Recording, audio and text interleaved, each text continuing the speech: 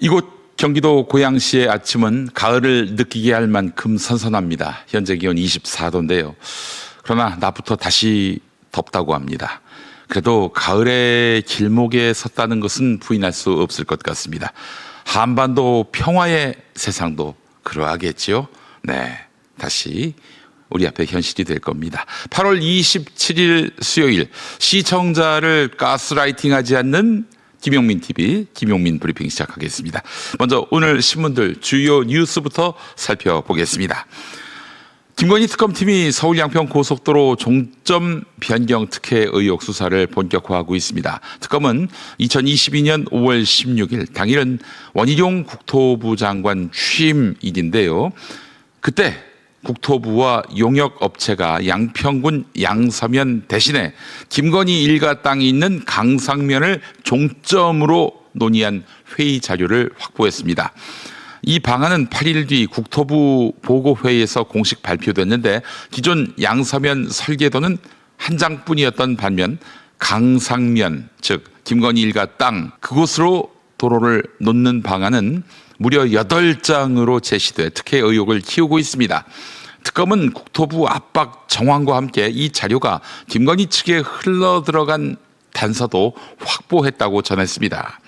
실제 같은 날 김건희 모친 최은순의 컴퓨터에 이 지역 토지 검색 기록이 발견된 것입니다. 특검은 내일 김건희를 5번째로 소환하고 구속 기소 여부를 최종 검토합니다. 이제 원희룡도 도망가기 힘들게 됐습니다. 다음 소식입니다. 권성동 의원, 통일교로부터 불법 정치 자금을 받은 혐의를 받고 있는데 특검팀이 지난해 12월 중순 이후 권성동 의원이 보좌진 명의의 차명폰을 이용해서 윤영호 전 통일교 세계본부장과 여러 차례 통화한 정황을 포착했습니다. 이 휴대전화에는 건진법사 전성배 씨와의 통화 기록도 확인됐는데요. 특검은 권성동 의원 측이 불법 자금 의혹 핵심 인물들과 말맞추기를 시도하며 증거를 인멸하려 했다고 의심합니다. 권성동 의원 2022년 대선을 전후해서 윤영호 전 본부장과 한학자 총재로부터 총 1억 원가량을 수수한 혐의를 받고 있죠. 그 대가로 윤석열과의 독대를 주선하고 통일교 관련 원정 도박 수사 정보를 전달했다는 의혹도 제기됐습니다. 윤석열과 만났는데 권성동이 혼자서 그 돈을 다 먹었을까요? 이것도 의문이네요. 특검은 오늘 권성동을 소환해서 조사한 다음 구속영장 청구 여부를 검토할 예정입니다. 권성동은 결백을 주장하며 특검에는 나가겠다 출석 의사를 밝혔습니다. 다음 소식입니다. 김건희의 모친 최은순의 집사로 알려진 사업 파트너로 알려진 김충식 씨 그리고 통일교와의 연관성이 의심되는 문건이 발견됐습니다. 자, 특검팀은 김건희가 김충식 씨를 매개로 통일교 현안을 추진했을 가능성에 주목하고 있습니다. 최근에 김충식 씨 소유 창고에서 사단법인 미안해 정말 미안해 명의로 작성된 430억 규모의 DMZ 평화공원 사업계획안이 나왔는데요. 여기엔 경기도 연천군 일대에 평화공원을 조성하고 UN 아시아 본부를 유치하겠다는 구상이 담겼습니다. 사업비는 정부 지원과 대출, 민간 기부 등으로 충당한다는 내용도 포함되어 있는데요. 통일교 전 간부가 김건희 측에 금품을 건네며 추진했던 현안과 겹칩니다. 게다가 김충식 씨 수첩에는 김건희에게 고가 선물을 건넨 재계 인사들의 이름까지 기록돼 있어 의혹은 더욱 짙어지고 있습니다. 한편 김건희는 건강을 이유로 특검 출석을 미뤘는데요. 특검은 내일 오전 재출석을 요구했고 그리고 모레쯤 재판에 넘길 방침입니다. 다음 소식입니다. 최상병 사건을 둘러싼 국방부 보고서가 특검팀에 의해 확보됐습니다. 이 보고서에는 해병대 군사경찰 인력을 기존 799명에서 399명으로 무려 60% 이상 감축하겠다는 내용이 담겨 있었습니다. 작성 시점은 해병대 수사단이 임성근을 최상병 사건 피의자로 경찰에 이첩한 바로 다음 날이었습니다. 특검은 윤석열이 자신의 지시를 어긴 조직을 사실상 보복하려 했던 게 아닌지 의심하며 수사를 확대하고 있습니다.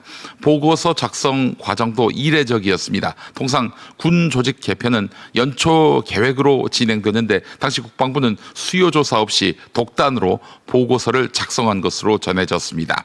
특검은 보고서 작성자와 관련해서 관계자 진술을 확보하고 대통령실 개입 여부까지 조사 범위를 확대할 계획입니다. 전문가들은 개인 보복을 넘어 조직 전체를 겨냥한 의도일 가능성에 주목하고 있습니다. 고 박원순 전 서울시장 사건과 관련해 피해자 신원을 일부 공개한 정철승 변호사가 민사재판에서 4천만 원 배상하라 이런 판결을 받았습니다. 서울중앙지법은 피해자가 제기한 손해배상 청구 소송에서 이같이 선고했는데 정철승 변호사는 2021년 8월 페이스북에 올린 글에서 이 A씨의 근무 시기 등 신상 일부를 공개하고 박원순 시장 관련한 주장을 부인하는 내용까지 적었습니다. 이 A씨는 민사와 형사소송을 제기했고 형사 1심 재판부는 지난 5월 정철승 변호사에게 징역 1년을 선고한 바 있습니다. 법원은 피해자의 개인정보 보호와 명예를 침해한 점을 중대하게 판단한 것으로 보이는데요. 자, 정철승 변호사 사방팔방에서 곤란한 상황을 만났네요. 자, 오늘 아침 신문들의 주요 뉴스들을 살펴봤습니다. 자, 이제 오늘 아침 TV 뉴스는 어떤 이슈에 주목하고 있는지 TV 뉴스 리뷰 함께하겠습니다. 이 대통령은 하나그룹이 인수한 필리 조선소도 찾았습니다. 이 대통령은 조선소를 둘러본 뒤 미국 해양청이 발주한 국가안보 다목적선 명명식에 참석했습니다. 이 대통령은 축사를 통해 대한민국 조선업이 미국의 해양 안보를 강화하고 미국 조선업 부활에 기여하는 새로운 도전의 길에 나선다고 말했습니다. 전략산업 가운데는 원전이 두드러집니다. 두산 에너빌리티와 한수원 등은 소형 모듈 원자로 SMR과 우라늄 농축 관련 협력 등 사업 4건에서 미국 기업과 손잡습니다. 상업적인 원전 협력은 미국과의 추가 논의가 예상된다고 정부는 밝혔습니다. 지금 원전 협력은 몇 갈래로 진행이 되고 있는데 상세를 지금 소개하기는 좀 어렵습니다. 트럼프 대통령은 에이펙 정상회의를 계기로 김정은 북한 국무위원장과 만나길 바란다는 이재명 대통령의 제안에 곧바로 화답했습니다. Anyway, look, I get along great with Kim Jong-un, and if whatever I can do, having to do with South Korea and getting people together. 북한은 에이펙 정상회의 참석 대상은 아니지만 21개 회원국들의 협의로 초청할 수 있습니다. 정부는 트럼프 대통령의 참석을 전제로 김 위원장을 공식 초청하는 방안을 검토하고 있습니다. 비상계엄 직후 열린 지난해 12월 11일 국회 본회의. 대통령 앞에서 계엄을 반대한다고 분명하게 본인 의견 피력한 사람 누굽니까? 손 들어주세요. 손을 든 사람은 최상목 당시 경제부총리와 조태열 당시 외교부 장관 둘뿐이었습니다. 그런데 몇 초 뒤 한덕수 전 국무총리도 말을 얹었습니다. 나머지는 걱정만 하신 거 아니에요? 예, 저는 대통령님께 반대한다고 말씀드렸습니다. 한 전 총리는 계엄에 반대하기 위해 국무회의 소집을 건의했다고 주장해왔습니다. 하지만 정족수가 채워지자마자 시작된 회의는 단 2분 만에 종료됐습니다. 일부 국무위원은 한 전 총리에게 왜 반대하지 않았냐고 물었다고 수사기관에 진술한 것으로 전해졌습니다. 대통령의 위법한 행위를 견제해야 하는 국무총리의 헌법적 책무를 이행하지 않았다는 게 특검의 판단입니다. 당 대표되면 윤석열 전 대통령 면회를 가겠다. 윤 어게인 정신을 일부 계승하겠다. 국민의힘 당대표 경선 내내 반탄 노선을 고수하며 강성 지지층의 보조를 맞춰온 장동혁 후보. 당 대선 후보였던 김문수 후보를 득표율 0.54%포인트 차로 누르고 결국 대표 자리에 올랐습니다. 당 대표로 장동혁 후보가 선출되었음을 선포합니다. 20% 비중의 국민 여론조사에선 김 후보에게 20%포인트 넘게 졌지만 80% 비중을 차지한 당원 투표에서 김 후보를 5%포인트 이상 이기면서 총 득표수 합산 결과 신승을 거뒀습니다.